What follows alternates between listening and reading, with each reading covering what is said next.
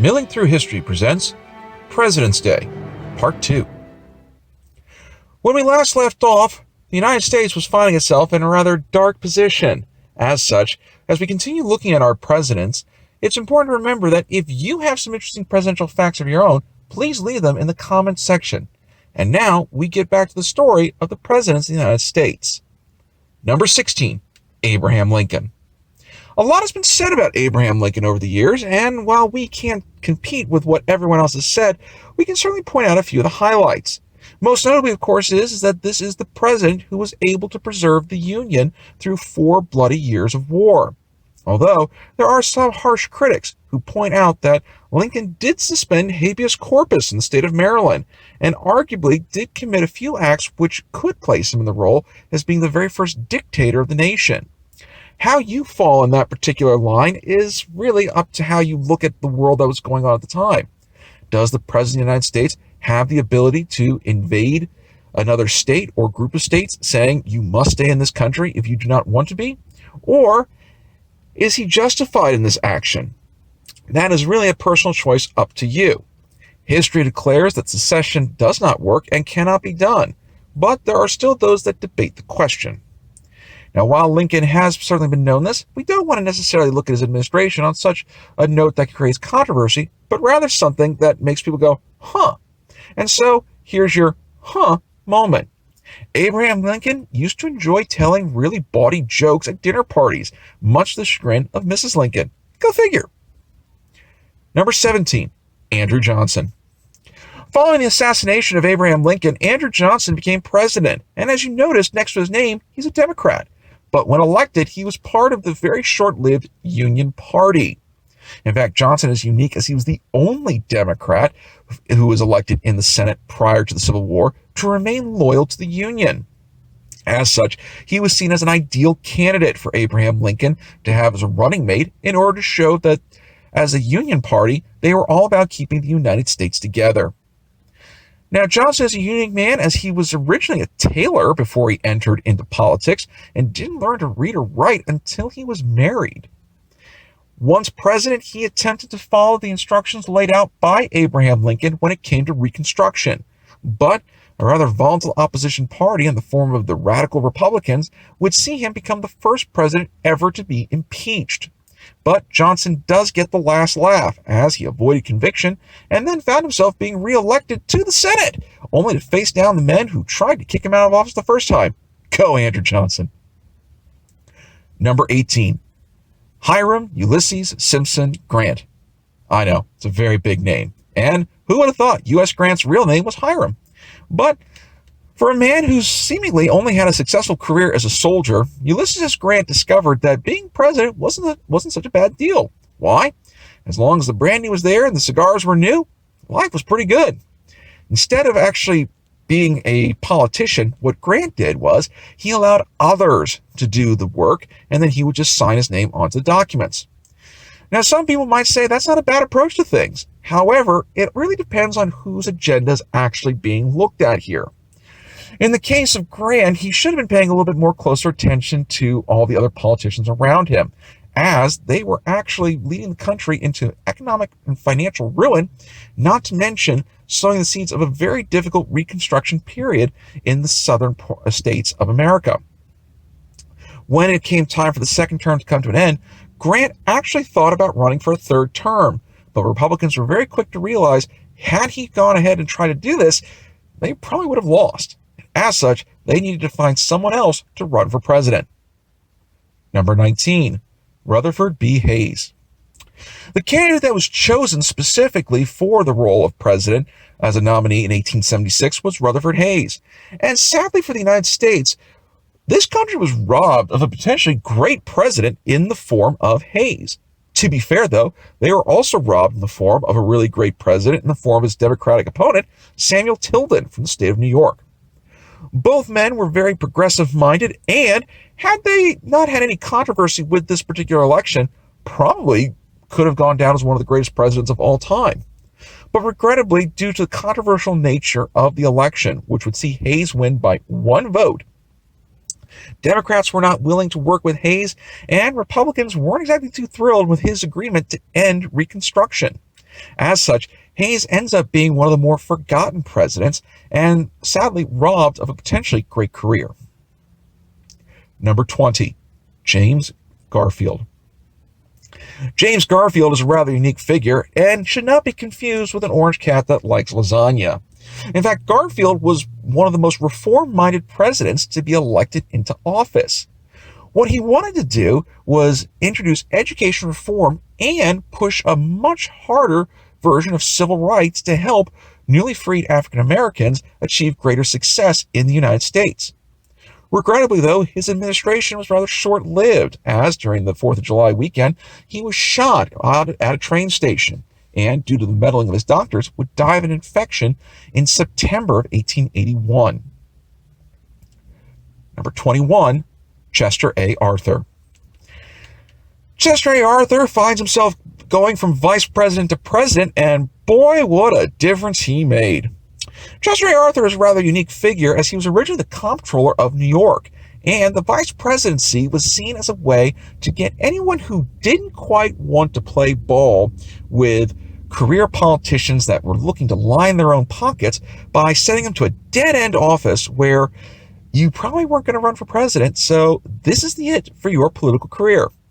Little did anyone realize that for Chester A. Arthur, there was going to be a second chance. Arthur, immediately coming in, finds himself going after a whole different group of people, namely those who were trying to abuse the federal government system. The area in question, civil service. He wanted people who would actually be good for the job, not just a bunch of political cronies. In addition to that, he would also do what was famously referred to as cutting the red tape when it came to pension records. And so all of this certainly gained for him a great deal of ire from a lot of people who had at one time been benefiting from the federal government. Number 22, Stephen Grover Cleveland. Big Steve, as he was known to his friends, is the only Democrat after the Civil War to be elected in the 19th century. Didn't know that, did you? Well, for Grover Cleveland, his election to the presidency proved to be a rather interesting one, as the 1884 election saw him versus James G. Blaine, and Blaine's people discovered probably one of the juiciest scandals about Cleveland, namely that he had an illegitimate child. And so a campaign slogan came out that said, "Ma, Ma, where's my pa?" To which Cleveland's people responded, "He's gone to the White House, ha, ha, ha." And it worked, because that's exactly what Cleveland did. During his time in the White House, Grover Cleveland was initially a bachelor and ended up having a White House wedding. And so this would go ahead and see the first real major wedding to occur in the White House. Pretty neat. Number 23, Benjamin Harrison. The second member of a family to find themselves going back to the White House, Benjamin Harrison was the grandson of William Henry Harrison. Here's hoping he did better than 30 days. And he did. Yay. Defeating Grover Cleveland, Benjamin Harrison is a rather unique president in the fact that this was the president who introduced electricity to the White House. With the addition of electrical lights, Harrison was amazed at the marvel. However, there are a great deal of stories about the dangers of electricity, namely when people would flip the switch only to find themselves getting electrocuted. As a result of this, both Benjamin Harrison and his wife refused to turn off the lights at night when it came time for bed. As a result, they slept all night with the lights on. I can only imagine what the electric bill would have been. Number 24, Stephen Grover Cleveland, again. As of this recording, Grover Cleveland is the only president to serve 2 non-consecutive terms. Rather unique feat, to say the least. And much like his first run for the presidency, Big Steve found himself with, once again, a unique campaign slogan. In the time since the White House, Grover Cleveland had a child, a little girl who he named Ruth. As such, the campaign slogan was simply, "Baby Ruth says, vote for Papa." And guess what? It worked. Ruth Cleveland, though, gets an honorable mention in the fact that she is the inspiration behind the Baby Ruth candy bar. Sorry to baseball player Babe Ruth, this one ain't for you. It's for Ruth Cleveland. But for Big Steve and his time in the second run for the White House, one of the big issues that came up was the annexation of Hawaii. Cleveland was very much opposed to this, and that was not seen as very popular, as many people were looking for the United States to begin moving its way out into the Pacific, and it began to look almost as if the United States might try to become a colonial power. Number 25, William McKinley. Now, for William McKinley coming into the presidency, he would take over and immediately find himself going for Hawaii. And as such, getting this particular territory into the Union meant that the United States now had a Pacific presence. But also unique to the McKinley presidency was the fact that this was the president who found himself dealing with the Spanish-American War. When the USS Maine was blown up in Havana Harbor, it was immediately seen as a call to arms. And what made this war so unique is that Union, Confederate, and African-American veterans from the Civil War all united to the same cause to fight a common enemy. European observers could not help but notice how quickly people who had fought in a very divisive war suddenly were on the same side. For this particular action could never have occurred in Europe, where old rivalries never seemed to go away. Number 26, Theodore Roosevelt. Theodore Roosevelt is rather unique when it comes to the presidency, mainly because he was a reform-minded governor who, much like Chester A. Arthur, was put into the role of vice president specifically because it was seen as that dead-end job. In fact, when William McKinley was reelected in 1900, he was told by Republican leadership, "Don't die." Well, that's exactly what McKinley did, as he was assassinated. Well, Theodore Roosevelt comes in, and the next thing you know, Theodore Roosevelt is doing an amazing job of changing things around. He is a progressive-minded president who is siding with workers and attempting to break big business. As such, he was referred to as the Trust Buster.